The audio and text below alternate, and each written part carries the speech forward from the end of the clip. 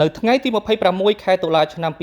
2025 អាដាមកតេសង្ហបណ្ឌិតគុណគឹមទេសរដ្ឋមន្ត្រីអនុប្រធាននិងជាអគ្គលេខាធិការសមាគមអតីតយុទ្ធជននិងនិវត្តជនកម្ពុជាបានអញ្ជើញចុះពិនិត្យការសាងសង់ផ្ទះចំនួន42ខ្នងជាអំណោយដ៏ថ្លៃថ្លារបស់សម្ដេចមហាបវរធិបតីហ៊ុនម៉ាណែតនាយករដ្ឋមន្ត្រីនិងលោកជំទាវបណ្ឌិតស្ថិតនៅមណ្ឌលតេជោសន្តិភាពការ៉េ2ក្នុងឃុំប៉ោយចាស្រុកភ្នំស្រុកខេត្តបន្ទាយមានជ័យការចុះពិនិត្យនេះមានការចូលរួមពីលោកឃ្លោកនួយអភិបាលរងតំណាងអាដាមអ៊ុំរិត្រីអភិបាលខេត្តនិងជាប្រធានកិត្តិយសអនគរខេត្តលោកឧត្តមសេនីយ៍ត្រីវង្សវុឌ្ឍស្នងការរងនិងជាតំណាងលេខាធិការដ្ឋានអនគរខេត្តនិងអាជ្ញាធរមូលដ្ឋានក្នុងពេលចុះពិនិត្យអាដាមកតេសង្ហបណ្ឌិតគុណគឹមបានពិនិត្យឃើញថាដំណើរការសាងសង់ផ្ទះរបស់ក្រុមការងារការដ្ឋានសម្រាប់បានលទ្ធផលគួរកត់សម្គាល់ស្របតាមផែនការយ៉ាងល្អប្រសើរអាដាមកតេសង្ហបណ្ឌិតគុណគឹមបានកោតសរសើរចំពោះអាជ្ញាធរដែនដីគ្រប់លំដាប់ថ្នាក់និងគណៈកម្មាធិការសមាគមអតីតយុទ្ធជននិងនិវត្តជនកម្ពុជាខេត្តបន្ទាយមានជ័យបានដោះស្រាយដីសម្បត្តិសង្គមគិច្ចនិងសហការសម្របសម្រួលក្នុងការអនុវត្តផែនការសាងសង់ផ្ទះថ្មីបន្ថែមចំនួន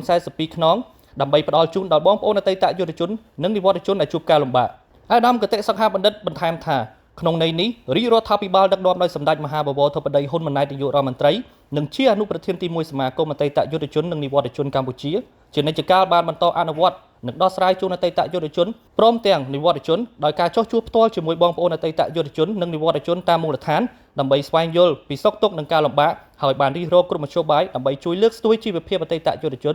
និងនិវត្តជនឲ្យទទួលបាននូវអត្ថប្រយោជន៍ជាច្រើនដោយបានកែប្រែជីវភាពរស់នៅកាន់តែល្អប្រសើរឡើងស្របតាមការវិវត្តនៃសេដ្ឋកិច្ចជាតិជាចុងក្រោយអាដាមកតេសង្ហបណ្ឌិតគុណគឹមបានណែនាំដល់ក្រុមគ្រួសារអតីតយុទ្ធជនដែលកំពុងរស់នៅលើដីមណ្ឌលតេជោសន្តិភាពការ៉េ2ត្រូវខិតខំយកចិត្តទុកដាក់ក្នុងការបង្កើនផលដំណាំចិញ្ចឹមសត្វដើម្បីកសាងជីវភាពឲ្យបានល្អប្រសើរឆ្លើយតបចំពោះការខិតខំយកចិត្តទុកដាក់របស់សម្ដេចអគ្គមហាសេនាបតីតេជោហ៊ុនសែនប្រធានសមាគមនិងសម្ដេចមហាបវរធិបតីហ៊ុនម៉ាណែតអនុប្រធានទី1សមាគមដែលសម្ដេចទាំងពីរបានខិតខំគ្រប់បែបយ៉ាងក្នុងការកែប្រែជីវភាពរស់នៅរបស់បងប្អូនអតីតយុទ្ធជននិងនិវត្តជនឲ្យកាន់តែប្រសើរជាលំដាប់